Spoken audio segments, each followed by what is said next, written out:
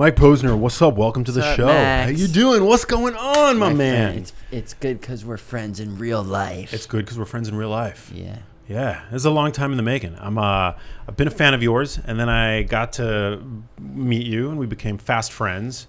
But you've got a fascinating personal story, background, trials and tribulations, like the behind the scenes that people don't often hear about. You know, when listening to a track. A track as universally tracks as universally loved as yours. So I want to get into all the things. Let's do it.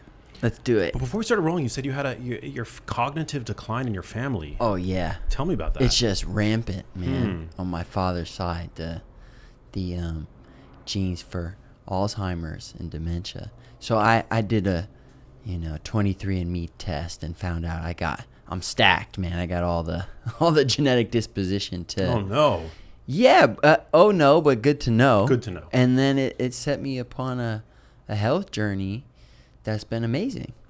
Yeah. That's often what it takes, awareness. Yeah. And I got all the genes too, so you're not alone. So talk to me about this, the journey that the path that it set you down on. I just decided I'm not going to get that disease. I'm not going to get Alzheimer's. And I think there's a lot to be learned about Alzheimer's, but I read a book by Dr. Bredesen. You know his work? I'm familiar, somewhat familiar, yeah. Yeah. I forgot the name of the book I read. He has several books, but I think it was titled perhaps The End of Alzheimer's, is maybe the title. And he described Alzheimer's as a leaky roof. And it's got 40 potential holes, and if 5 of those holes are leaking and the rest are plugged, you're gonna have Alzheimer's. But on another person, it might be 5 other holes. And so that's why it's been really hard for people to develop one drug to cure Alzheimer's. And so he basically found out all these risk factors. It might have been 20 holes, don't quote me. And so he found out all these risk factors that all contribute to Alzheimer's. Like, basically, you take care of all these, probably not going to get it, or at least you lower your chances. So yes, I'm all about doing those action items. Yeah, well, the fact that this awareness is getting out there, that's music to my ears. You know, that there's less mystery surrounding that condition. I think there's we have so much more agency than we realize with all this stuff. You know, I mean, more than your life is really about that. It's been my personal journey, so you're much more versed in it than I, but I think, most of the time it's like cancer doesn't just happen to most people. Usually there's a cause. There's an exposure to a risk factor that created that phenomenon in the body. You ever met Chris Wark? No, who's that? He wrote Chris Beat Cancer. Oh, yeah. Amazing book. Is it? He said, you're not sick because you have cancer. You have cancer because you're sick. Ooh. And I think it's pretty much right most of the time. Not all the time, but most of the time. And you had cancer. You have cancer in your family tree as well, too, right? Yeah. My father died of glioblastoma. That's brain cancer. That's hard, man. Yeah, but death comes with life. It's part of life. And he passed away 7.5 years ago. And mostly I'm grateful I had a dad. A lot of my friends didn't have dads or dads that they knew. So I had a dad who was with me in this form, this incarnation, 29 years. So you're supposed to see your parents die. It's not pleasant, but it's either you see them die or they see you die, one or the other. That's right. So in some ways, it was very natural. When you and I first became friends, I don't know why, but I'm a huge live music junkie. So the first thing I did was I just wanted to hear you play live. I don't know why. That's just like, maybe it's because I play, I'm just very interested in live performance. And the first thing that I found when Googling Mike Posner playing live was your Conan performance. Where, oh, that was a deep one. Dude, I mean, the the chills, like the goosebumps that I got from watching you. You ad-libbed one of the verses of the song, and it was all about your experience with your dad. Your dad was in the hospital at the time. Yeah. And then just prior to you coming in today, I rewatched it, and the goosebumps again. Like one of the most powerful things I've ever seen. Yeah, I never rewatched that one. Yeah, I was right in the middle of it then, you know. Damn. So I've had a life of extremes in some ways. I had the biggest song in the world as #1 on the charts, and then my dad got sick at the same time. So I'm trading places with my sister. She lived in New Orleans, and we would take turns. She would take care of him, and then I'd go on Conan O'Brien, and I'd go on Jimmy Fallon. Then I'd come home, take care of him, and she'd go to work. And it's just a wild polarity to have people adoring you, and then go home and go, yeah, where my song is on the charts doesn't earn me any points in this house. I'm just a boy whose father's dying. It's so crazy. I can totally relate to that. When my first book came out, Genius Foods, it came out in March of 2018, and super successful book. You know, exceeded all of my wildest expectations. And in December of that year, my mom passed away. Oh, in August, she was diagnosed with pancreatic cancer, and so that was simultaneously the best year and the worst year of my life. That is an odd juxtaposition. I don't know if many people can relate to that, but I certainly can. I think a lot of people can relate to that. You know, maybe not with those exact circumstances of a death of a parent, but to have one part of your life doing really well and another part falling apart, or being challenged severely. I think a lot of people can relate to that. And you've gone on quite the journey since then. You want to talk a little bit about that? I mean, one of your... What do you want to talk about, Max? Yeah, well, I love this line. Can I interrupt quickly? You know, a lot of controversy in our friend group, you know, because you and I were friends, but we're not best friends, right? But in our this sort of periphery, you know, second-tier friendships, a lot of controversy on how to pronounce your last name. Really? Yeah, people don't know what's going on, man.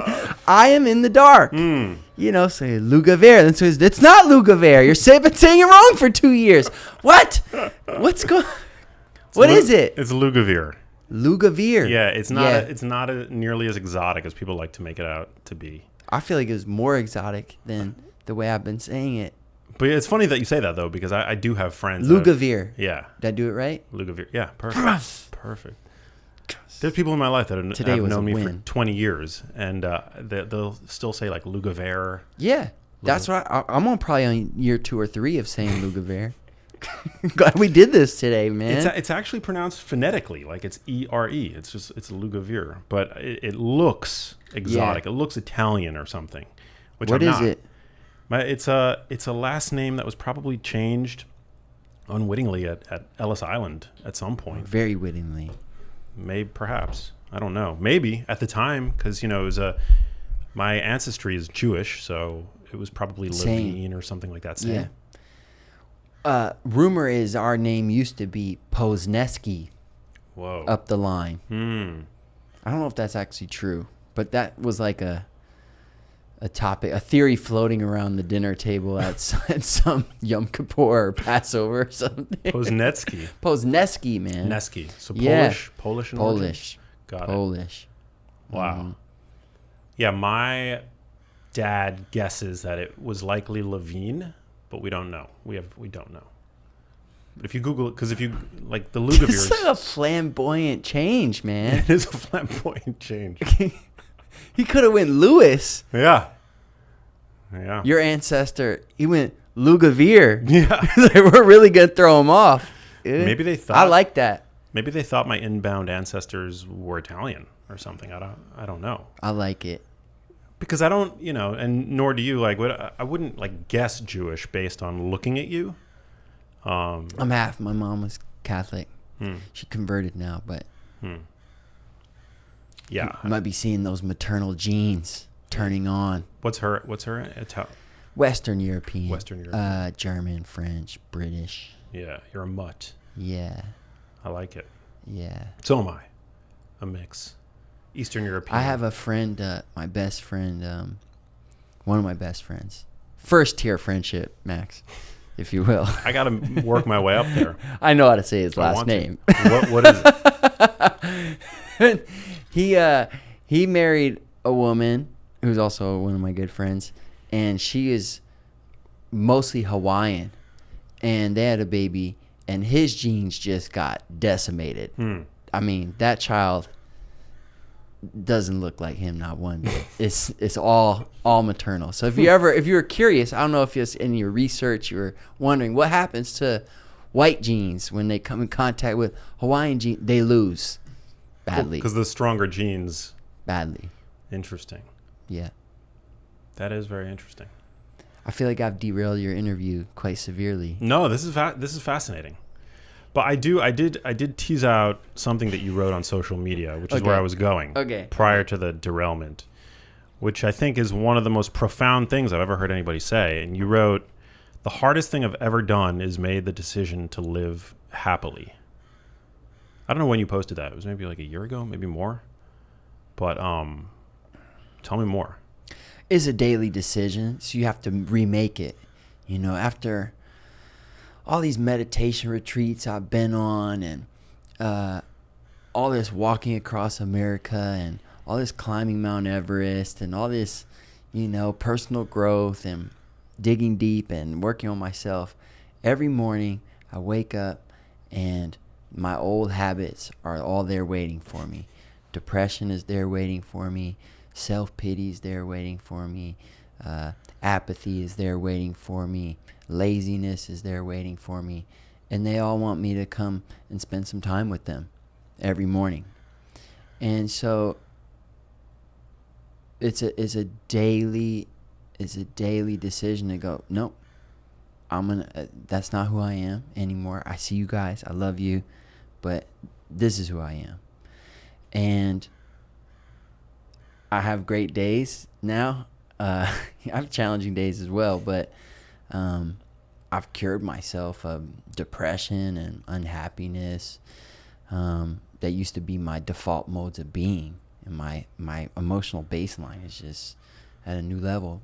But it is my only reward when I go to bed. That's actually not true. I was going to say my only reward is I get to have to make that decision again the next day. And that's not true. It's incredibly rewarding. There's an immense amount of pride every day to go. Sometimes I'm running and I do my incantations. I'm yelling, I am joy, I am faith, I am love. I, Mike Posner, see, hear, feel, and know. My destiny is to be a leader who unlocks the magic potential in myself and many others. This is just the beginning for me. Yes, yes, yes, yes. And sometimes especially if I woke up feeling horrible after doing this 20 minutes, 30 minutes, and I changed my state, like I changed my state. Nothing good happened out there. I changed it. Then I'm going, I'm joy, I'm faith, and I'm going, I beat you again, motherfucker. I beat you again. And it's nothing but pride, you know, and it's a sense of agency that I have in my life that I didn't 5 years ago. To know, listen, I'm not perfect, but for the most part, I'm the master of my emotional state.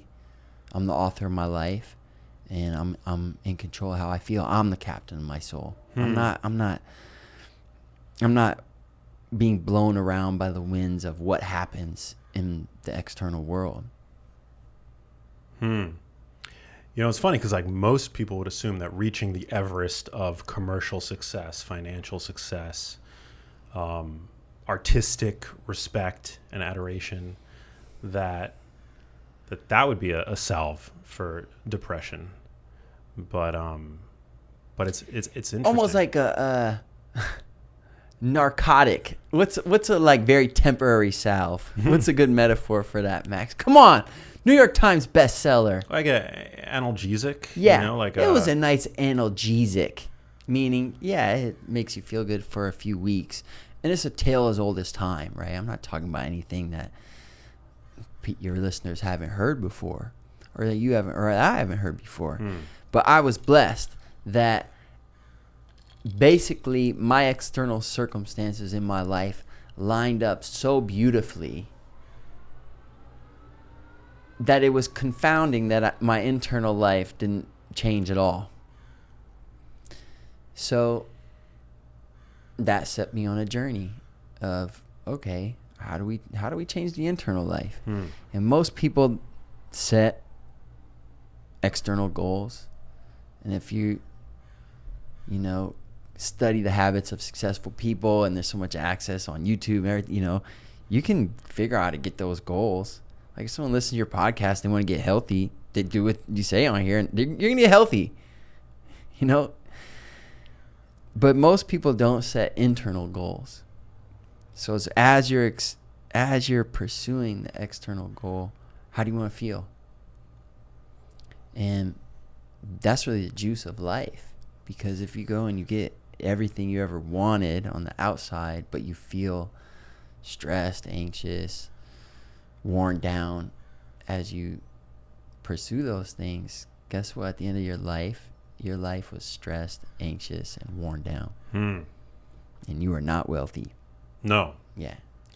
Definitely not. Do you find it, from an artistic standpoint, drawing from the well of turbulence, of angst, is it easier to draw from that well? Because I feel like often a recurring theme that I've picked up on from certain artists that I know, and even probably myself, it's a lot easier to be prolific when you've got something to say, when there is the sense of a weight being on your shoulders. For me personally, because the trajectory of my life was such that I was pretty unhappy in high school, in my 20s, basically off and on until my early mid 30s. Simultaneously, I'm writing music, right? And I always told the truth in my music. So I have more reps writing sad songs, is what I'm saying. It's always been sort of a artistic goal of mine to be able to write joyous songs that are not corny, because that's hard. It's very, so I have less reps doing that. And I feel like I've done that to my own standards a few times, multiple times. But that's not easy. That's an artistic, standard that is hard for me to hit at times. Yeah. Well, you're no doubt doing it. What was your life like when you wrote I Took a Pill in Ibiza? It was good, I thought. It was... I had started my spiritual journey. I was wearing beads, bopping around from studio to studio in West Hollywood, and had a few $1 million from Cooler Than Me. But deep down, there was a really profound sadness.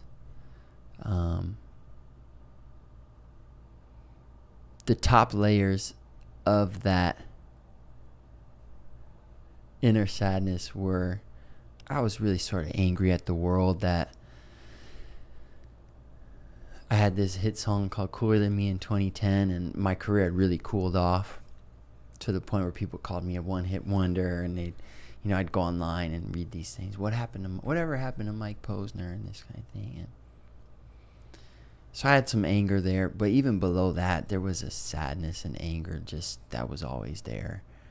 Like the world doesn't, no one understands me. No one understands how special I am. The gifts I have inside me are going unnoticed, unappreciated, and fuck this. And I was in the studio a mile from here at the Sunset Marquee. You ever been there? Not to the studio, but to the hotel. Yeah, the hotel. So the studio is underneath the hotel. Oh, wow. Called Nightbird Studios. It's a cool studio. And it's sort of home to B-level artists of all backgrounds. And the occasional A-level artist will stop in periodically.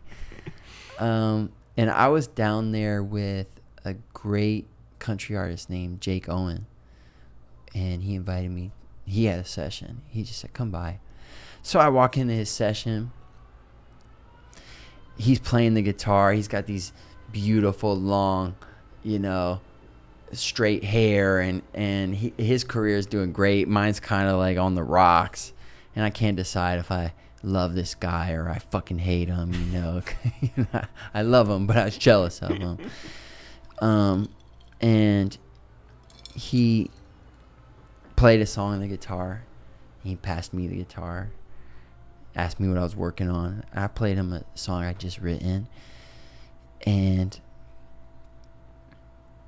he said, oh, that's a good song. What's it about?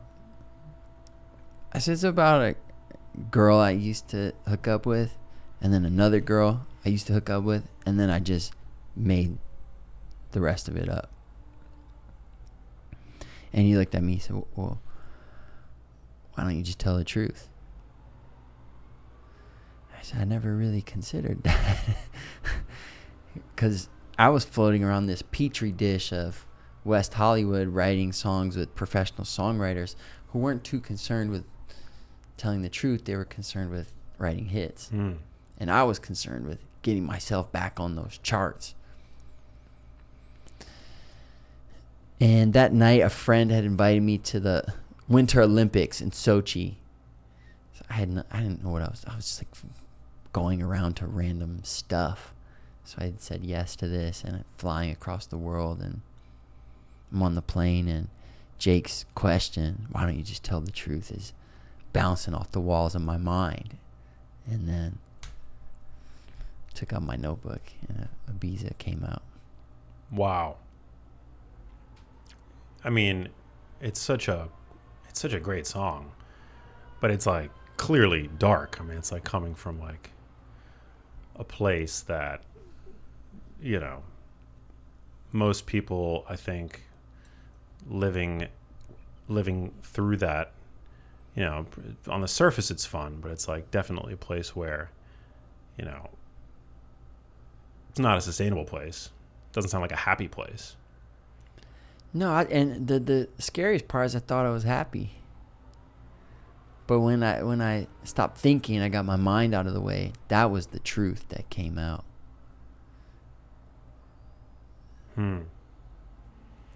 Now, had you already... had the melody existed at that point, or... No. Yeah, it all just came out on that plane. Melody and lyrics together. Interesting. So how do you typically...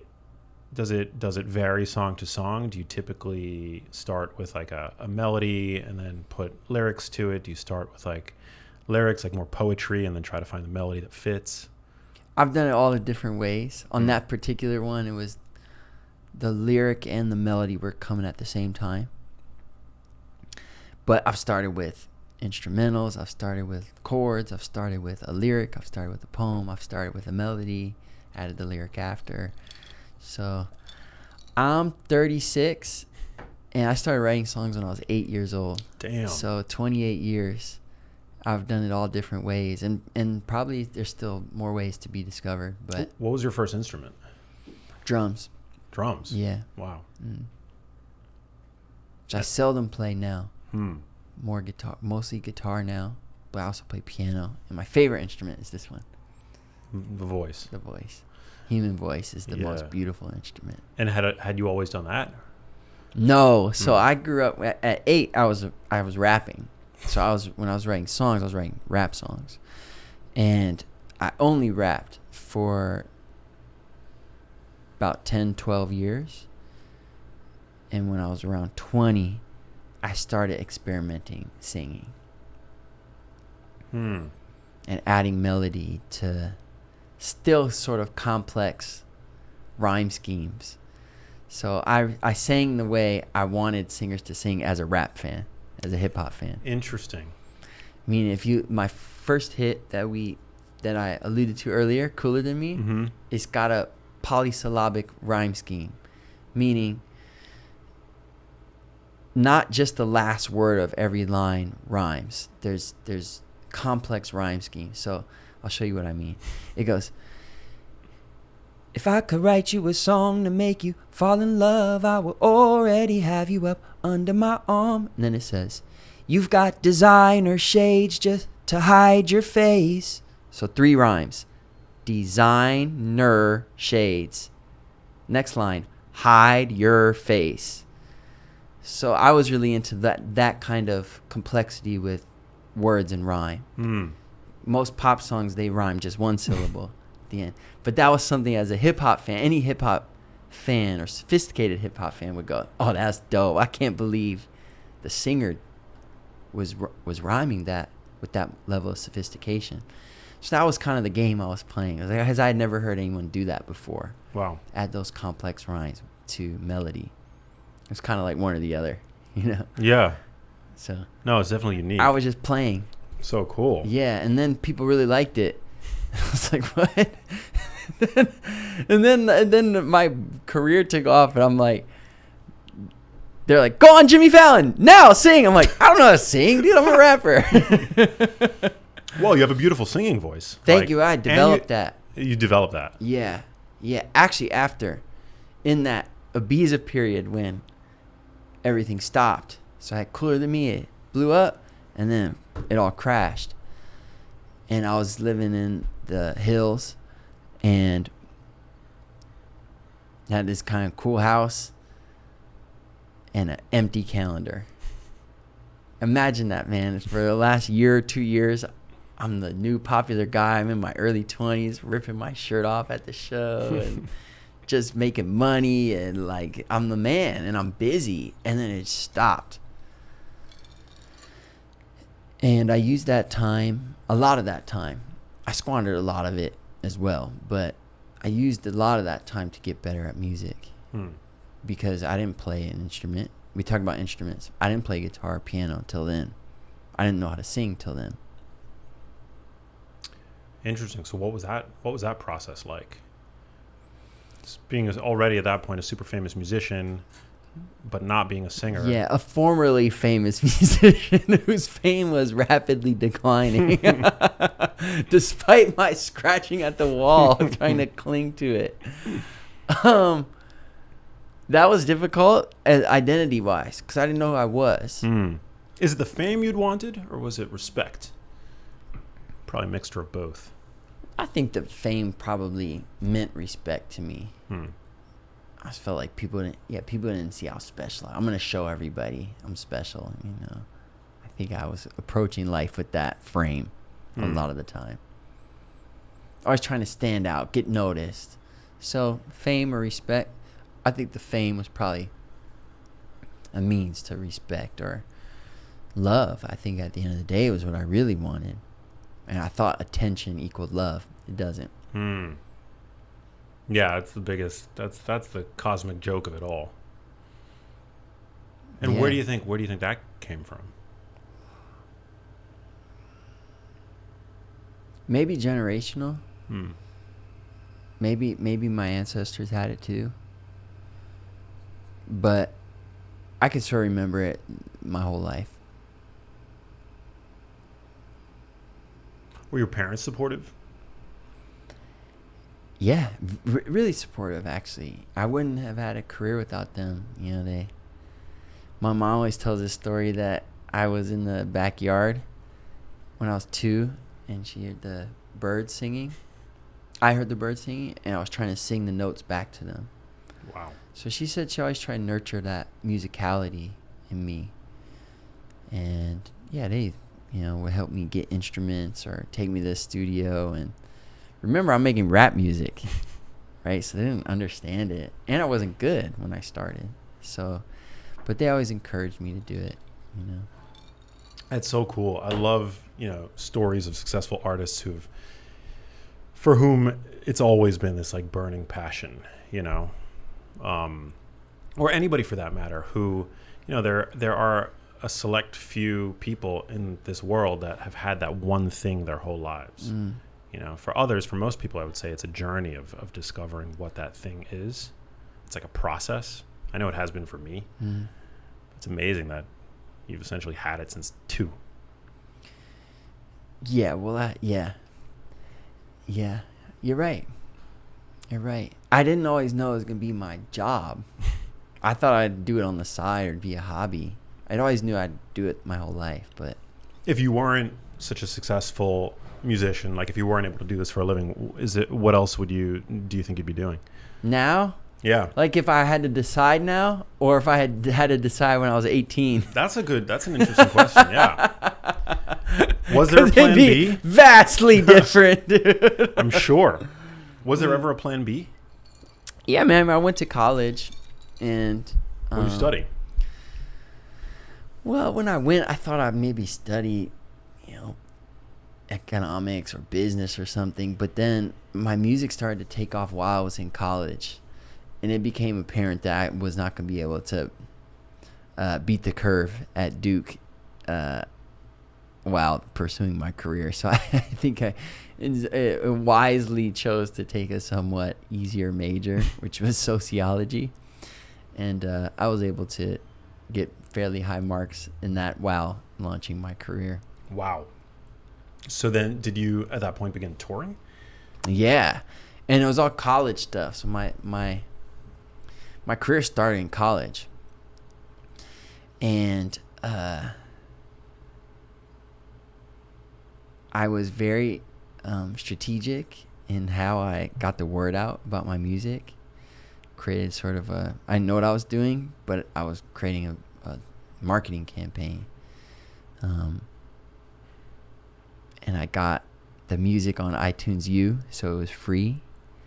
And I had my friends at my school invite all their friends at other schools, and my friends I went to high school with that went to other colleges, just invite everyone to this Facebook group that had a link to the iTunes album, and got about 30,000 people invited to that Facebook event / group. And the album went to #1 on iTunes U. And I would go from my classes on Thursday, get on a plane, play a concert at another college. Everyone would know the words to my songs. Get on another plane, go to another college, play a concert on Friday, get on an early morning plane again on Saturday, play a concert at another show, and come back to Duke with like a big wad of money, dude. They paid me in cash back then. And I was living in this party house, and it was all 3 of those nights were parties essentially that I was the main attraction of. And I'd get back to my house at Duke, and there's another party going on, and my feet stuck to the floor, and I was just like, I gotta get out of here, man. Like, damn, I can't live here too much longer. And at that point, you were rapping primarily? No, then I had just started singing, but and then it started to take off. Yeah, damn, around 2009, 2010. Yeah. Wow, that's so cool. And when did Ibiza drop? When did that song come out? Well, between those college days in Ibiza, remember, I launched to stardom and I fall out of stardom. That's what Ibiza is about. So Ibiza comes out, I think 2015 or 2016, so about 5 years later. And the original version just comes out, and I'm sort of doing the same thing in a different way. I was playing just shows for people in parks, bro. Like, I was so burnt out on the music industry. I put the original version of Ibiza out, which is an acoustic version, and I just put online, hey, I'm gonna be at Griffith Park or Goodale Park in Columbus, Ohio. And I was in an RV with my friends. We just drive around, play for free for people. We did that all summer. I think we did 20 cities, maybe 30 cities, from San Francisco to Miami to Boston to Detroit to Columbus to Chicago. We just drove and just played for free, just giving it away. And then I move into my van. I've got a long beard at the time. Got the van parked in Utah, playing my guitar. And my manager calls. He's like, "Hey man, that song that you made, Ibiza, that we got a remix of it done, and the remix is #1 in Norway." So, oh, that's cool. didn't really change my day. Went back in the van, played the guitar some more, wrote another song. And he calls the next week. Hey, it's number 1 in Amsterdam. It's like, oh man, something's happening. So then things got busy again. Damn. They pulled me out of the van, dude. Chopped that beard off my face. Whoa. Were you with the label at that point, or were you? Yeah. Wow. Yeah. And then it was just like a rocket ship. Yeah, but it was my second rocket ship. So at that point I realized, hey, a couple things. Hey, this doesn't happen every day, so appreciate it. And also, this is your job. Because you had the first success. In my case, I was 1 for 1. So I thought, I'll always be this successful. And then I was wrong. Then it crashed. And then the first crash, you think, it's over. I blew it. And then the second ride up, you realize, oh, this is my job.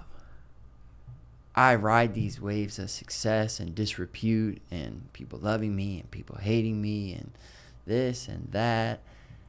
And my job is to ignore this and listen to this. So it's a beautiful, learning experience. Well, success is never linear. It's always like, I'm sure you've seen those memes where it's like how most people expect success to happen, right? Mm-hmm. It's like a linear, straight line up, but it's that is very rarely, if ever, the case. What a cool story. And then at some point in there, your dad got sick. No? Yeah, on that second hit, the Ibiza. Yeah, he got sick. Do you have siblings? 1 sister. Yeah. What's it been like for her? I think it's been difficult for her. She was really close to my father. Are you asking in context of my career or my father's? Yeah, your dad. My dad. Yeah. Yeah, they were really close. Mm. So I think it's been hard for her. Hard for all of us. Yeah, man. We're a family of 4, and then there's only 3. All the dynamics change, Yeah. in the group. Well, asking because, I come from a really small family as well. And so when my mom got sick, going through that was just like the gravity of that situation. It was just something, it was like an all hands on deck effort for my family. Not just to tend to her and show her the love and care and support, but also for each other. It's a family affair. Chronic disease is a family affair. Yeah, I messed that up. I did a really good job taking care of my dad when he got sick and he was dying. And I put like I said, I was getting hot at the time. I'm getting calls from my heroes, Kanye West, Ed Sheeran want to work in the studio with me. I had to say no because I had to be home. And it wasn't a hard decision. But where I messed up was my dad was sick, call it a year. He was sick a lot longer, but that's when we really got the diagnosis. And I took great care of him. We all did. But when he passed away, I planned that funeral. We buried him. And I probably stayed 2 more days. And I left. And if I could go back, I would have spent a lot more time with my mom after that. Because I dropped the ball on that one. Nobody knows how they're going to react. No. Hey, I dyed my hair green and stopped eating. And then did a concert tour in India. That's what I did. Damn. Yeah. Why green? Because I was just wilding out, man. I was in pain. And I was like, I'm just going to do crazy shit now because I don't give a fuck. And I wish I wasn't thinking about myself so much. I wish I was feeling what was really there. But I was doing the best I could at the time. But now if that happened, I just would have let myself feel the pain. I think I didn't want to feel the pain. So I just was expressing it sideways ways. Not all sideways ways. Made some good art, but I would handle it differently now. So it sounds like you deferred the grieving process. Yeah, that's what I'm trying to say. Thank you. And when did it hit? Did it ever finally? I'm sure it hit at some point. Yeah, the first time I even cried was 8 months after my dad died.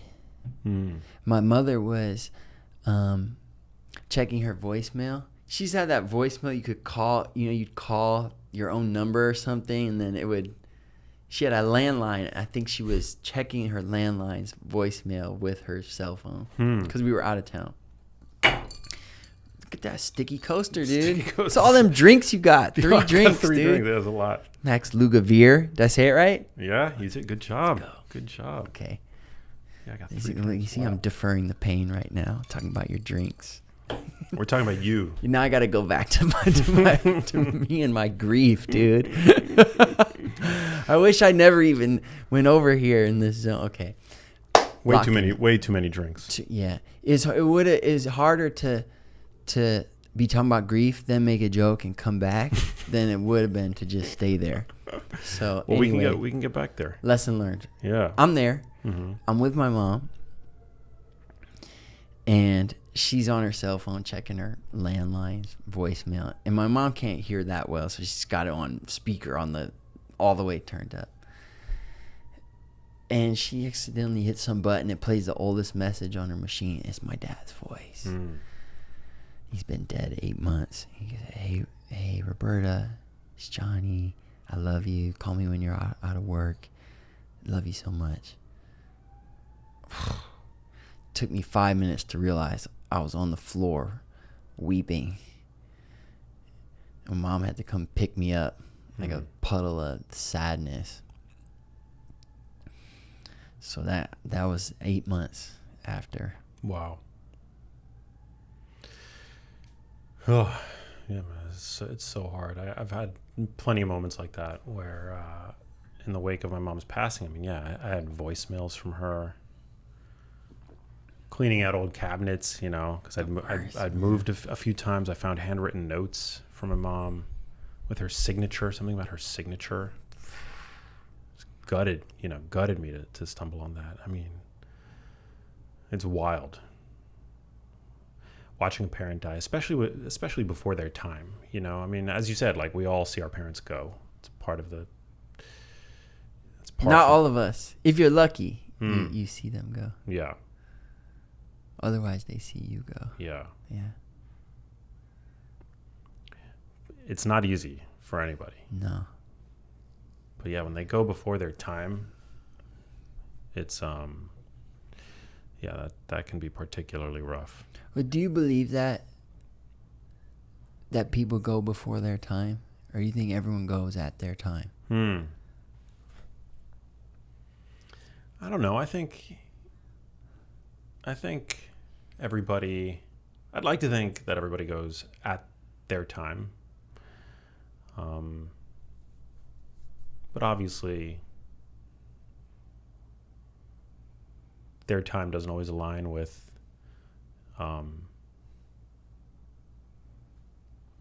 how long we'd like to see them around.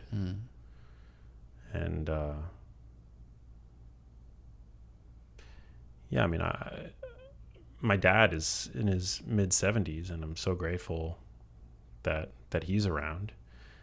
But I do often think about the fact that my mom could have still been around. My mom's been gone for 6 years now.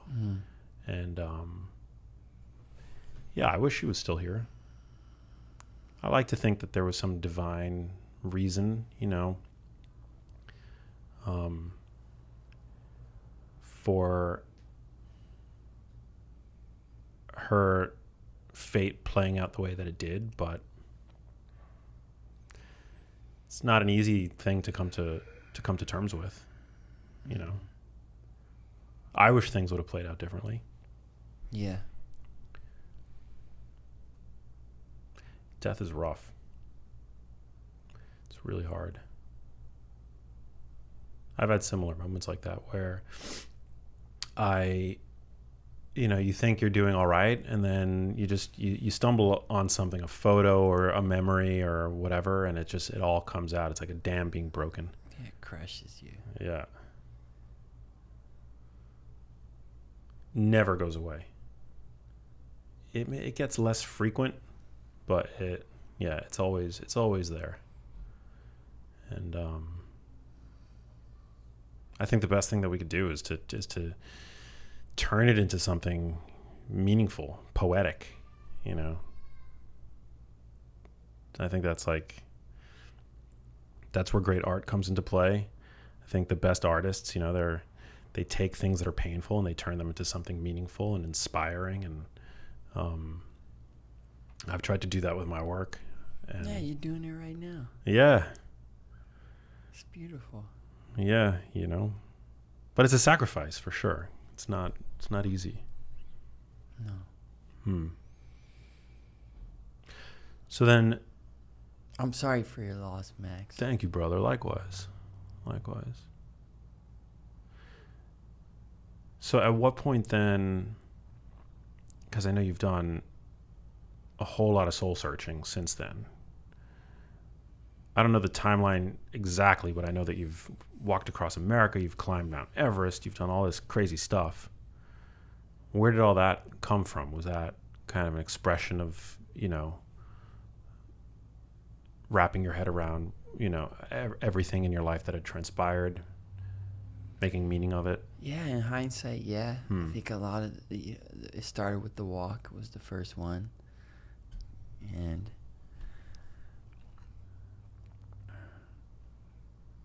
was just in pain, and grappling with what's the meaning of this whole thing. My dad dies. We talk about that. My friend Avicii killed himself. My friend Ronnie dies. Mac Miller dies. And I'm like, well, what's the point of this? Am I just gonna hop right back on the hamster wheel like nothing happened and try to climb my way back up the pop charts? And I'm 30.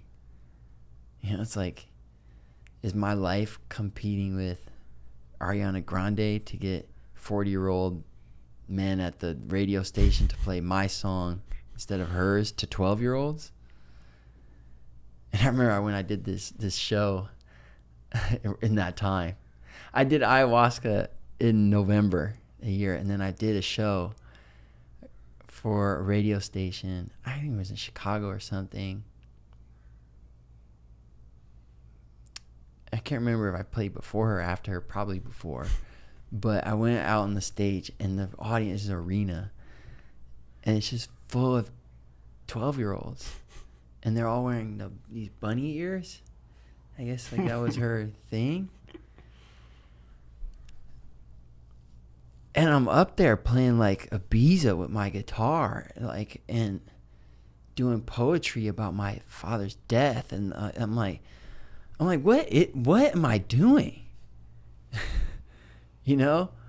I'm 30 in a life I designed when I was 20, playing for 12-year-olds.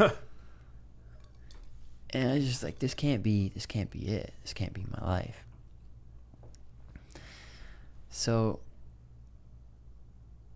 mind you, I didn't just go, okay, fuck it, I'm gonna walk across America.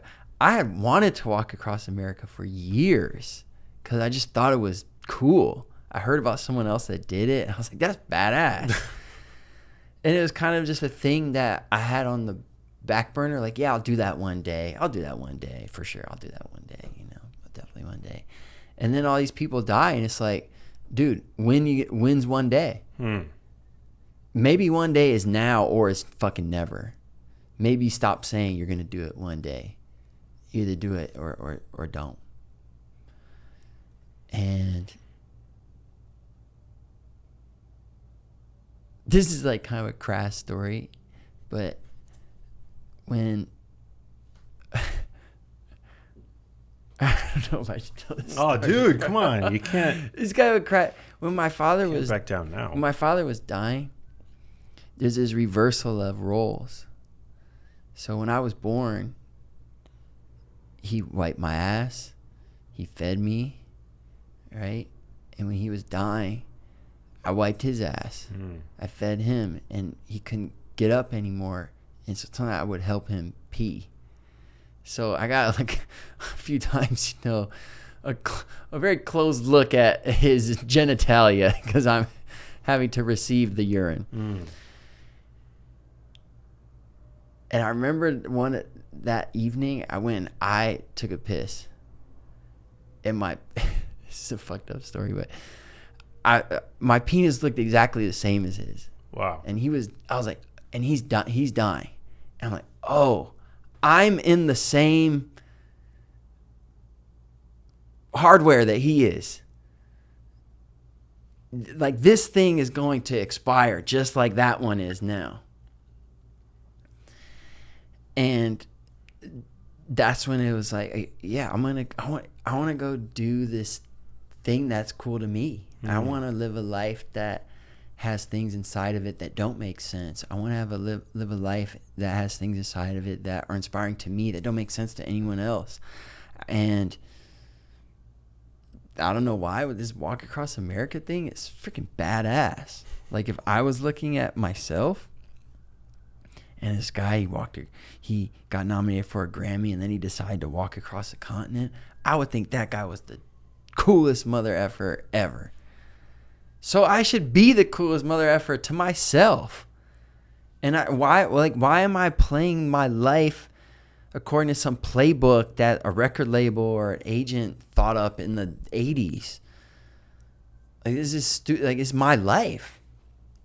And so while my father's death didn't inspire the idea of walking across America, it certainly inspired me to actually take action on the idea. It was a catalyst. Yeah.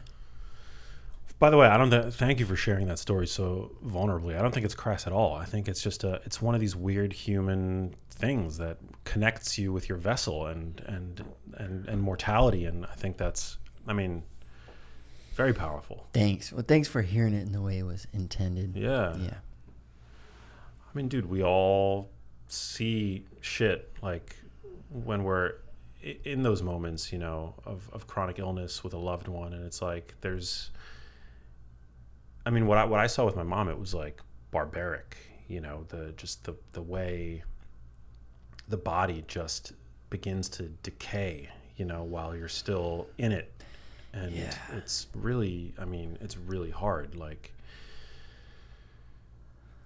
there's all kinds of stuff that I witnessed that you can't be, like, on the other side of it, it's traumatic. It's traumatic. Well, it's hard to believe that you're not more traumatized as a result of seeing what you've seen. Yeah. I think I was kind of traumatized.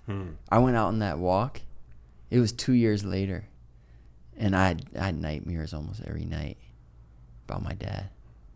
Like, I'm in the hospital room again, all this stuff. I'm like, that's definitely not real. And I wake up, it's like, no, that happened. But that might have been grief deferral, It's like I wouldn't let my mind have the thoughts while I was awake. So It's like, hey, we're going to make you think them while you're asleep, motherfucker. Damn. It happened. So you walked across America? Did you have like a support, like car behind you to make sure you didn't get robbed? I had a support vehicle in front of me. It didn't make sure I didn't get robbed, but the person inside it was two people that took turns. They made sure I had food, and they made sure I had a place to sleep. And what they really did is it had gear on it, so I didn't have to carry a giant pack. Some people walk unsupported, and that means that they either push a really big cart or they carry a really heavy pack. So my pack was light. That's what the support vehicle really helped with. And, probably most importantly of all, I had a friend. Had a friend with me. Not while I was walking, but at the end of the days. They were in the car? Yeah, it was an RV. So at the end, somebody's there. And you were sleeping in hotels, like motels? No, we'd sleep usually on that RV. Huh. Sounds nice, but it wasn't freaking hot on that thing, dude. Damn. And then in the good parts, the Rocky Mountains, the Mojave Desert. Wow. that vehicle couldn't go there. So then I'd sleep in tent. They would come with me. We'd have a different car, and we'd sleep in tents there. That's crazy. Then you didn't want to go back. We'd finish those areas. I'm like, why are we sleeping on this stupid car, dude? I want to go back in my tent. Yeah. Wow. How long did that take you? That project was 6 months and 3 days. Wow. It's a long one. Damn, yeah. And when you start, you don't know how long it's going to be. So I was just prepared to do whatever it takes, however long it takes. Wow. Could be a year, 2 years. It's not like I had a thing planned 7 months out. It was like, no, I'm doing this until I'm done with it. And what year was this? 2019. 2019, wow. Before the world shut down. Right before. Damn. Right before. So cool. Yeah, that's quite the journey. And then you did Mount Everest. You want to do it? I don't know if Me that's and you, my bro. thing. Come Yeah. on. I appreciate the invite. Just two boys walking across America. It's a new podcast idea, dude. Ooh, I like it. You and I. A 50-50 joint mean, venture with your buddy here. You're probably shredded at the other end of it. Is that your only end goal here, Max? Probably. Max, we're optimizing for shreddedness. I'm a big indoor guy. Is it shreddedness or shreddage? Shreddage. Let's do it. Let's do merch. Merch. Shred. Shreddage. Come on, I'm trying to monetize this walk, dude. All right. Let's go. All right.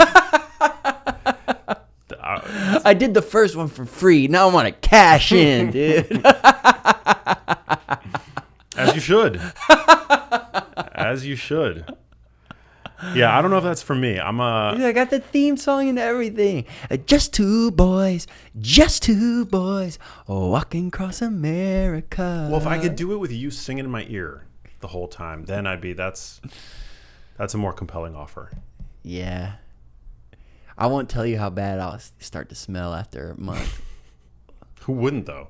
Was it like summer, winter? No, not winter. No. So there's a strategy to it. Did a lot of research on this, man. Interesting. Fair amount of books that I found in a strange subgenre of Amazon's darkest, most spiderweb infused corners. And the strategy is you start early spring, and ideally you're done before winter starts. So if you can do it in 3 seasons and avoid winter, that's that the makes goal. sense. Yeah. And then there's these mountain ranges, man, that are like in your way. So my whole thing was, I'm starting the East Coast, and I want to get over the Rockies before it gets cold. You actually traversed the Rockies, or? Well, the Rockies run north to south, and I went, across them. Wow. Yeah, and saddles and stuff. Was that? Were there any points that you felt were dangerous, or was it? Yeah, man. Yeah. Many. Really? Yeah, dude. Like what? Well, okay, so there's 3 amazing continental trails in America. There's the Appalachian Trail, which runs from Georgia to Maine. There's a Continental Divide Trail, which runs from New Mexico to Montana, like from border to border. And the Pacific Crest Trail, which is on the west coast, and it runs from the Mexican border, California, up to Washington to the Canadian border. All 3 of these trails run north to south. For whatever reason, that was not my dream. I didn't want to walk north to south. I wanted to walk across. So to walk across, there's no trail. And you're walking on these very dangerous highways, U.S. highways, which is like the ugly step sibling to the interstate system, and state highways. And when you get on the West Coast and more remote areas, you can be on some nice dirt roads. But a lot of the walk is on these very dangerous roads with very small shoulders, sometimes no shoulders. And I could say, honestly, I was almost hit by a car every day. Whoa. Pretty much, average once a day. And then there was about 10 to 15 times where it was like, I can't believe I didn't just die. Like the car or the trucks were that close to, taking you out. Wow. And there's no alternative to those highways? There's no like back roads? On certain parts of the journey, there's back, like when I got into western Kansas, there's more back roads, you know, and in certain pockets in Ohio. And then really on the West Coast, it was a lot more open area. But you could take all back roads. It just probably take 2 years. Yeah. And were you walking sun up to sundown? I'm assuming I walked usually 5 a.m. to 5 p.m.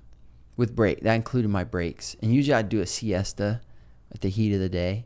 And the way I broke it up, I play all these psychological. I really got to know myself. So I play all these games with myself. I'd wake up at 4. I try to walk by 5. And I'm walking 8 miles. First 8 miles is silent. Walking meditation. If I'm making a good clip, I got my first break. And I can meet up with the RV, hopefully. Eat a bunch of food. It's about 8 a.m. I'm just walking another 8 miles. Say 2.5 hours. So I do that again. Now it's 11 or so. I've already walked 16 miles. I take another break. And then that's my official goal every day was 16 miles. I never walked 16 miles. But it was my official goal. And I said, hey, now I'm going to do my bonus lap. I'm going to do 4 more miles. 4 more miles is short when you just walk 16. So I do the 4. Now it's about 1. And I walked 20 miles. So I'll take a break, eat a bunch of food. I might take it, when it got hotter in August, I'd take a nap then. Wake back up. I go, you know what? I'm going to do 1 more victory lap, 1 more bonus loop. 4 miles is nothing. 4 miles is, short. It's like a little over an hour, hour 20, hour and a half. Okay, now I got 24 miles on the day. But I learned this thing about myself, which is if my goal was 24 and I just met my goal, it was hard for me. But if I made my goal 16 and I walked 24, I felt like I was exceeding what was expected of myself. And it just gave me this juice. Even though I was making the entire thing up, it just gave me more juice every day to know, dude, I exceeded again. I did more than was necessary. Again. And it just built this psychological momentum inside me. I played this other game with myself. I used to when I first started, take Sundays off. And I go, no, that's stupid. I'm going to take Thursday off. Because what's the hardest day? Monday is always the hardest day. Because it's like the weekend's over. You go back to school. I had all these psychological associations with school. Monday was always like, oh, fuck, Monday. So I took Thursday off, and my first day back walking was Friday, and I still had residue from the school system. So Friday felt like, even though it was my first day, it somehow felt like my last day of the week, even though it was my first. So I'm walking like with purposely reappropriating the psychological residue from high school. It's Friday, And I just finished that day, and it just gave me just a tiny, it's probably a 1%, 2% boost. And then the next day, Saturday, and it's like, great. And I finished the weekend. When I get to Monday, I'm already halfway done. And so then I just get to Wednesday, and I'm thinking, and there's one part of me goes, oh yeah, you got to get to Friday because it's the weekend. It's like, oh no, you don't have to get to Friday. You just have to get to Thursday. And it was just play all these little psychological games with myself. And they worked. Or they at least increased my chance of success 1% or 2%. And you take whatever percentage you could get out there because it's hard. Well, the mental battle is everything. It's hard, man. I mean, that is the rate limiting factor, I feel like, for most people. To achieve physical goals, it's the mental, it's the mindset. Yeah, and then this is the trippy part for guys like us. I don't want to project on you, but I think you care a lot about health and well-being. And a lot of your life is about helping others be healthy and well. But a project like this, it becomes very clear this is not a healthy thing. And it's unclear if the damage you're doing to your body is going to be permanent or not. So you're waking and you're feeling pain you never felt before. I'm an athlete. I ran cross country. I was trained. This is not an equinox sore. This is way beyond that. Way beyond that. And you don't know, is this going to last forever? Because it's hard to get up. You sit down. You ever been so sore you sit down, you can't really, you just stand up, it's horrible. Like everything tightens up. It's like that, but every day, every time you sit down for months, you're like, oh man, I don't know if this is permanent. And that was the first time in my life where my body was very clear. Stop. And my soul was also very clear. Do not stop. Keep going. Wow. What a story. Damn, that's crazy. I can't say that walking across America from coast to coast is on my bucket list. I'm gonna keep working on you. Just two boys. Just two boys. Oh, walking across America. We got the theme song. I like it. Yeah. I like it. I want to sub your ass out, dude. Sexy. Who should I get out there instead of you? Or are you plotting? No, I'm gonna walk that walk with spite. Look, if anybody can convince me to do it, it's you. It's gonna be me and Darren out there, dude. Darren Oline? Yeah, me and Darren out there. We're gonna be going, fuck Max. Shout out to Darren Oline. Got this mouth dedicated to Max Lugavere. Fuck you. Can we bring him? It'll be you want a threesome? Yeah. Oh, come on. Careful. Love that man. What does self-care look like for you today? And Doug would pop out, you know that. With his sprout jar? Yeah, I just ran an ultra marathon, and Doug was there. We had a booth for the sprouting company, and Doug comes out mile 6, and then mile 20, and he's got a huge metal container of broccoli sprouts and a pair of tongs, and the runners are going by, and he's dropping sprouts in all their mouths, especially mine. It was awesome. I loved having Doug on the show. And then he ran a mile barefoot. He did? Yeah. He ran a mile that barefoot checks out. That with me. Sounds like something. It was awesome. Wow. It was awesome. Yeah, your guys' episode was awesome. Yeah, man. I loved that episode. Yeah. You started talking about semen profiles. Is that what we started? Yeah, you brought it up. Did I? Yeah, see, I forgot about that. I thought my penis story was crass. No, man. But you're over here, Anything flies on the Genius. What Live. what was that hack though? It was one of the sprouts or something that made the semen taste better. Dude, that I don't recall. You asked him, dude. Jason, we're gonna find this and make a clip out of it. Is there a sprout that makes? You were like, Doug, what's the deal with? Oh, maybe, yeah. You had a prepared question about semen profile. Well, I don't remember, but I'm gonna go back and listen to it. That was a good episode. It was a great episode. I don't know. Yeah, he lives on sprouts pretty much. I think it was fenugreek sprouts or something. Is that so familiar? That checks out. I feel like I don't know. I really want to remember it because I want to buy them immediately. Are you involved in the sprout company? Yeah. Dope. But I was involved. First, I was just Doug's best friend. Yeah. I met him at the TED conference. And then he got me sprouting. And I fell in love with it. He actually tried to get me sprouting for a couple years. And I was like, yeah, whatever. And then finally I started doing it. It was in conjunction with me reading Bredesen's book. And this stuff. It's like, oh, man. So I do need to eat organic food. I do need to eat food that doesn't have chemicals sprayed on it. And, I can grow my own food at home? And then I read Doug's book. And so then I started sprouting, and I fell in love with it. And then after that, I asked Doug if I could get involved in his sprouting company. It's so cool. Yeah. But I didn't start sprouting because I got involved. I got involved because I was sprouting. And it's basically the sprouting company. It's like you guys are making tools to sprout. We sell sprout kits. So, and really the only comprehensive sprout kit.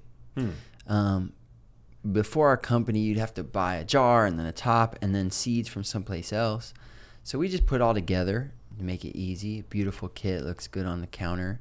No plastic touches the sprouts. And then it comes with tested, high-quality organic sprout seeds. And then really that's our business. We sell the seeds. So cool. Yeah. I love that. Yeah. And so self-care for you today, are you lifting weights? Are you still doing lots of walking? Are you? I know that you've changed your diet pretty radically over the past. All I do is sauna, steam, hot tub. The triathlon. Sounds luxurious.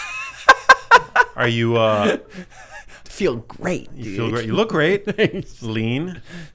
It's a Posner triathlon, man. Nah, man. Jason and I were talking about this off camera a couple of days ago, or actually on camera. But, you started to dial in the basics. And the basics of health probably, I don't know, you tell me if you disagree, but it's like sleep, exercise, diet. So you should dial those in, and then you can start to play on top of them. Once you instantiate those habits, it's like I don't have to move my body on my to-do list because I just love it, and I've been doing it every day for decades, right? So after that, then I start playing, sprouting. Okay, what if I grow my own food? And this year has been a lot, actually. I would say the thing, my health and wellness journey has really moved the needle a lot is seeing the sunrise and the sunset as much as possible. There's something about that that just feels so healthy, man. And it's like I don't need to read a study about it. I just know this is good for me. Like everyone knows. You look at it, you're like, So I would say that's been a big part of my journey this year. Yeah. It should be outside a lot. Yeah. Yeah, I couldn't agree more. I don't get to do that as much as I'd like, but like those rays that you get when the sun is just coming up or setting. Yeah, red. Yeah. Orange and red. I mean, I do have one of these like red light devices that I enjoy using, but it's a supplement. It's not a replacement for those hours being outside. Well, it's something spiritual about it. Yeah. There's for me is psychological benefit for sure, and it somehow frames my days really profoundly. It's like, oh, this day, it makes my days feel longer, more beautiful, and I just feel less. I feel less like a piece of dust blowing around in the world, and more like a part of the world when I see the sunrise and the sunset. Does that make sense? Yeah. Well, it grounds you. Yeah. It's like touching grass. Yeah. You feel connected. It reconnects you to the earth. Yeah. Electrically, but also probably spiritually. I don't know how we'd be able to measure that, but there's definitely a subjective sense that you're reconnecting to some kind of source energy. Yeah. At risk of sounding woo-woo, but I mean, it's definitely, if you feel I'll go woo-woo. I'm not afraid. I would say probably another really big part of my health journey is my faith journey. Because when I just adopted this, kind of subtle belief that I believe in something more powerful than me, as wise and clever and determined as I am, I never created a sunset. I never created a planet. Something made this beauty that's all around me. And that force is moving through my life as well. Maybe I could just let it flow a little bit and do the best I can, but also know I'm not in control. I can't control what other people do. There's been a lot of psychological relief that's come from faith. And I mean, dude, that has to reverberate in the physical body, when you're stressed less of the time or anxious less of the time. I get sick way less since I put more faith in my life. And even the rare occasions when I have gotten sick, I'm able to be happy while I'm sick and learn some kind of lesson and and so I think faith is definitely really healthy. In my case, at least. Yeah. For sure. Do you ascribe to a particular spiritual framework, or is it all bespoke, like just a continual unfolding for you? I probably am more on the bespoke side. The problem is I love them all. You know, it's like I have a personal relationship with God, and I don't need to go through another human to speak with God. But when you get into a place where people are gathered in the name of God or in the interest of feeling God's presence or worshiping God or source, or, you know, people have different words for that in different traditions. But I feel it even more. So I love them all. Like whether someone's singing kirtan or worship songs at church, I really feel the presence of God both those places. And like we talked about at the beginning, grew up in a Jewish tradition. There's a lot of beauty in some of that tradition. Next week's Yom Kippur. I'm gonna dry fast. I've never done that before. I've water fasted. Yeah, but I've never dry fasted. Does it ask you to dry fast? I don't even remember. I should know this, but I don't know actually. Water fasting, I feel like, is the, but I don't know. I'm not. But you know, Doug dry fasts. Does he dry fast? He dry fasts, and it kind of shocked me because Doug doesn't. He's not religious. He's spiritual, but he's not religious. Yeah. And he said, "Yeah, I dry." Last year, I found out he's been one of my best friends for 7 years. He goes, "Yeah, I dry fast every Yom Kippur for 20 years or 25 years, longer." I said, "You do?" "Yeah." "All right, next year I'm gonna do it." I like fasting anyway. So you do? I mean, I hate it, but I like it. Do you do like intermittent fasting or? I do. That I really like. But long fasting I don't actually like, but I love. You know, it's weird. It's weird. You go into an altered state of you fasted, right? I've never done an extended fast. I've found when I go. I'm a closet meathead, so I'm thinking about protein 90% of the day. Yeah, man. Well, you definitely lose some friggin' muscle mass on that fast, dude. Lose some pounds, man. But I find that I tap into an altered state of consciousness that's just simply unavailable any other way. And I've done my fair share of psychedelics and meditation and immersions in nature and, you know, like, and church and like all the things, you know, I chase the spiritual high a lot of ways. Well, that's probably why every spiritual tradition has some form of fasting. They do. Yeah. Ramadan, Yom Kippur, Lent. There is probably some spiritual truth to be gleaned from feeling physiologic hunger, you know? Absolutely. It's a very, I mean, I'm without a doubt, I get on day 2 of a water, I'm a different person. I'll literally be reading a book. I start the fast and I go, this is the most boring book ever. I have no interest in this. It's so trivial and futile, and I don't care. I put it down. And then all I want to read is the Bible, the Bhagavad Gita. I pick them up.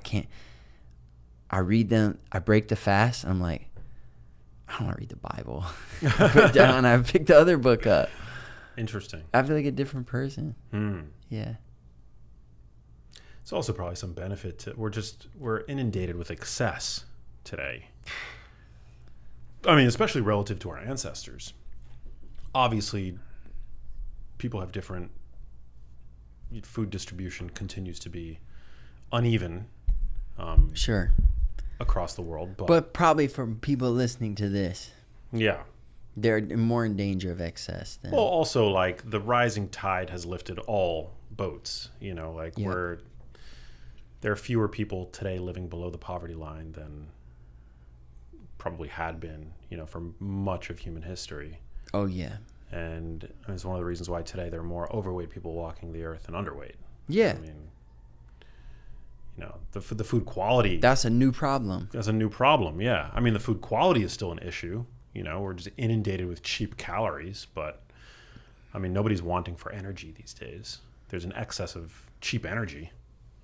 It's leading to sickness and overweight. But I think a lot of these old traditions, like fasting, and even this might be a little out there. I don't really know what I'm talking about, but circumcision, right? Wait, this is a podcast. You have to know what you're talking about. Yeah, dude, like I'm an expert, world expert, right? But everybody knows what they're talking about all the time on every podcast. Listen, from my understanding, like circumcision was probably a really healthy thing 2,000 years ago. Why? They didn't have soap. So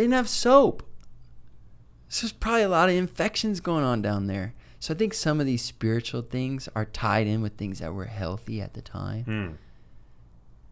And some of them still are healthy in the case of fasting. I think it probably still is.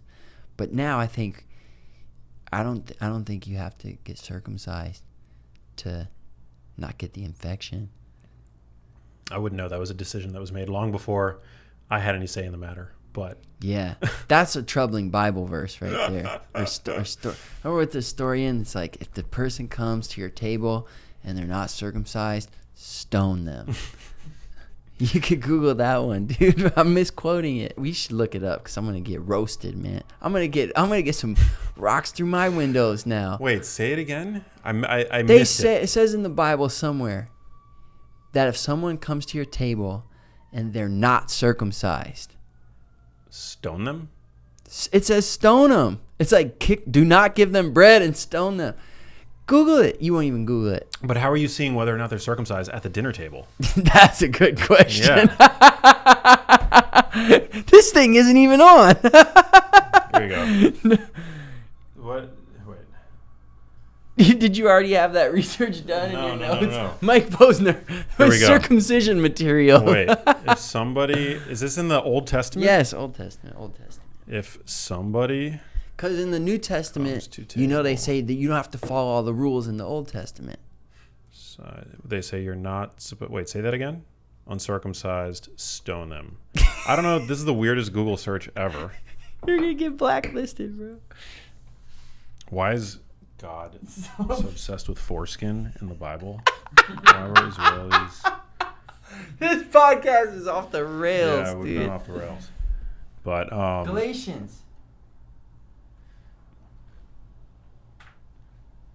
Oh wait, here. When he ate with the Gentile believers who were not circumcised, but afterwards with some friends, James. No, dude, that's New Testament. I've never read the Bible. I don't know what I'm reading. That's New Testament. This is New Testament. Okay. Let me see this. Yeah. Maybe I just confabulated this whole thing. So wait. Let me just so I'm clear. In the Old Testament, allegedly, this is what you're alleging. Yeah, that's what I'm alleging. It says that if somebody comes to your dinner table, is their dick going to be out? Like, and they're uncircumcised, stone them? That doesn't seem. First of all, that doesn't seem fair. Second of all, like, where are you eating? What restaurant is this? Where?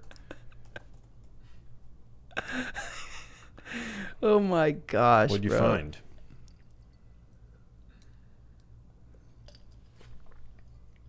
I'm finding. People have very strong opinions on this circumcision thing. Yeah. Where do you land on it? I'm not for or against. I mean, I just know that I'm circumcised. And, I am too. I've never not enjoyed sex. I have no problems with the way my penis looks. I'm happy with it. I'm happy with my utensil. I think it looks better. What? I think it looks better. Circumcised? Yeah, I think so. Look, I'm not going to agree or disagree because I'm not talking about yours either. Never seen it. No interest. Unless well, I remember like growing up, like just two boys. My bad, bro. Okay, I got it. I got a couple of them. Most porn penises are circumcised, though. I would assume. You found it? You would assume. yeah. You would assume. Never seen one, have you, Max? Oh my gosh. Okay, what do I got? Say to them, for generations to come, if any of your descendants is ceremonial, unclean, and yet comes near the sacred offerings that the Israelites... Wait, that's not a good one. That's not what I'm looking for.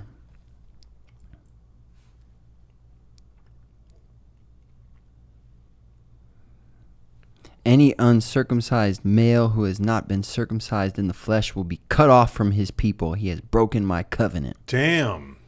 That's Genesis. But I swear there was another one about stone. Wait, is Genesis Old or New Testament? Genesis is New, I would assume. No, that's old. Oh, it's old? Yeah, Genesis is the first book. Oh, I don't know. Bible. I don't know anything about the Bible. Genesis. Huh. Yeah. Like you say, what's your Genesis story? Oh. It's like your interesting. first story. Well, that makes sense.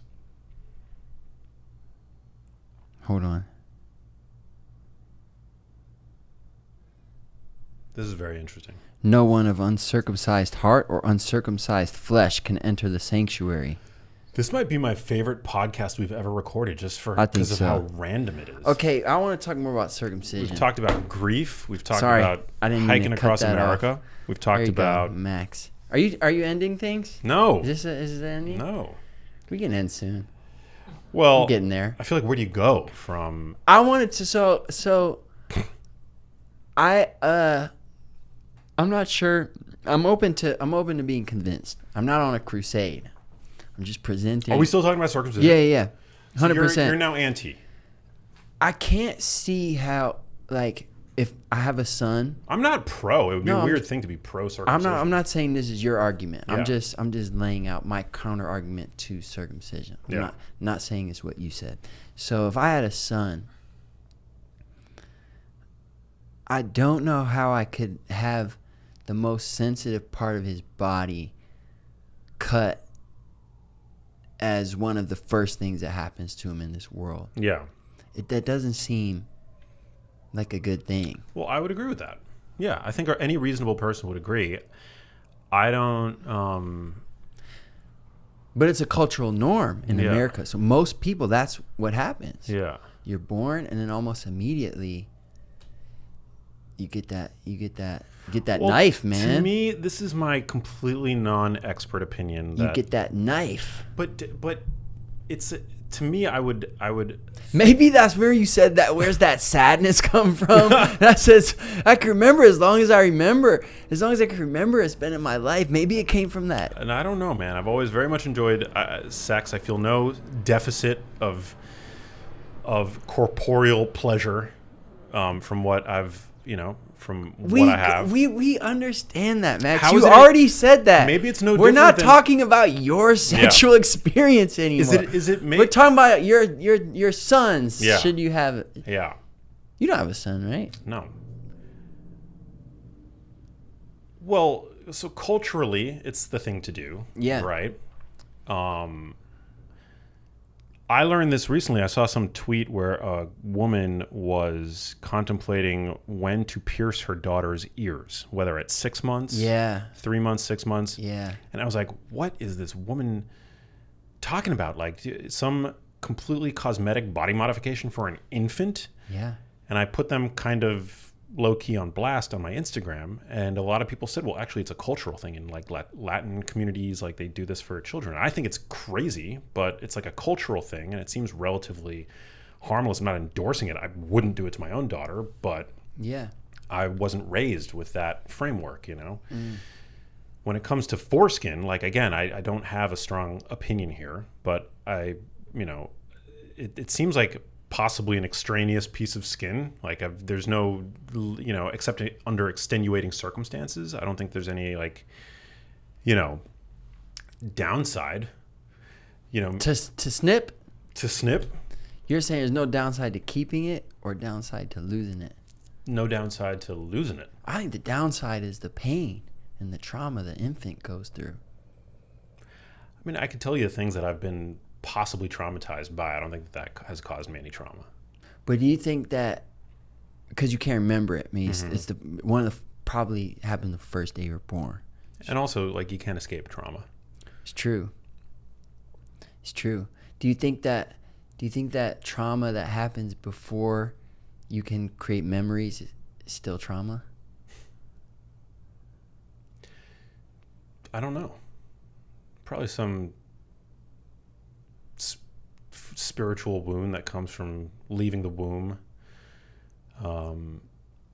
But I think that's, I don't know. I think life is traumatic. We all accumulate cuts And I don't have a strong opinion on it. Maybe either way. that's good. Maybe it's like, hey, this is life. You're gonna be a man.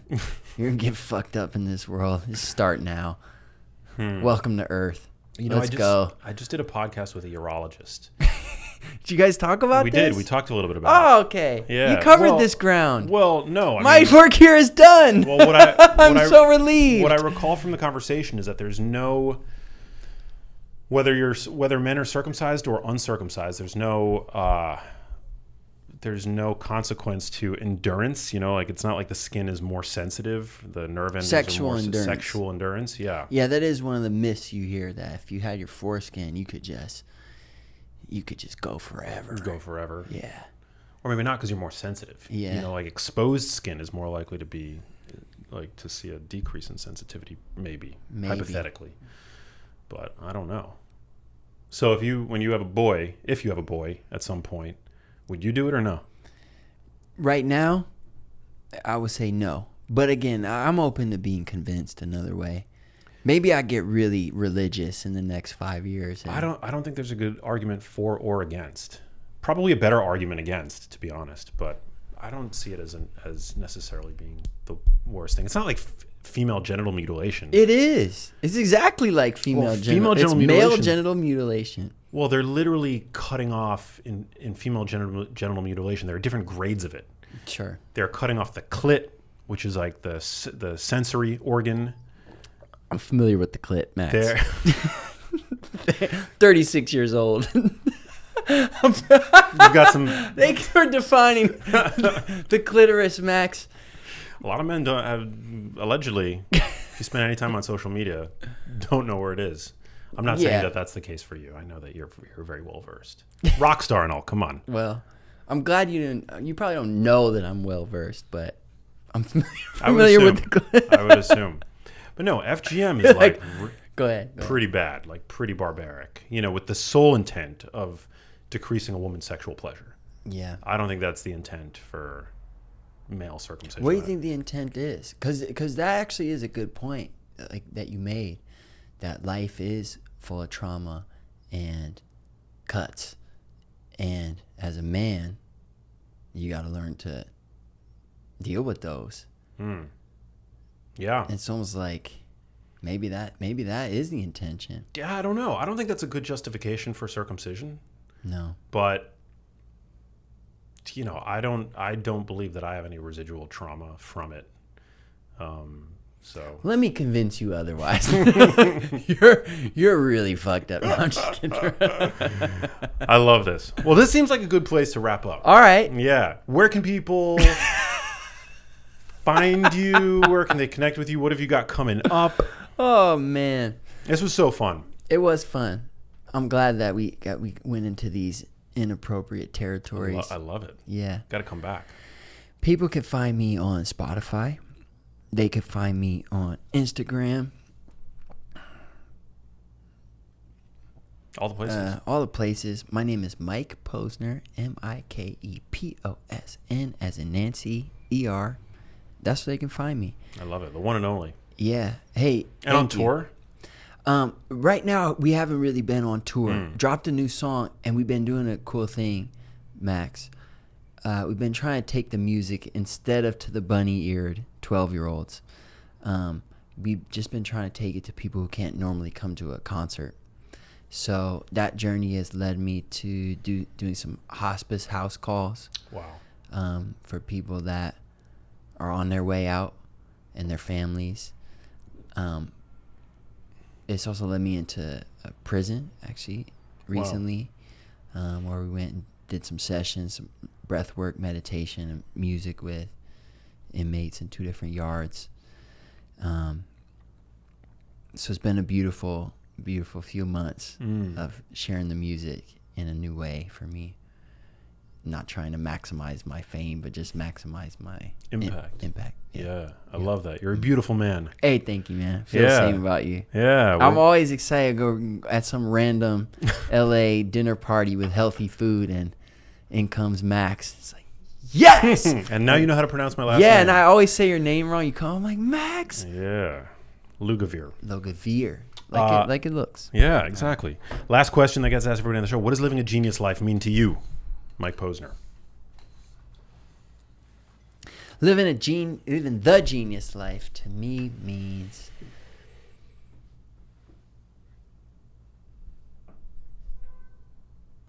peace of mind.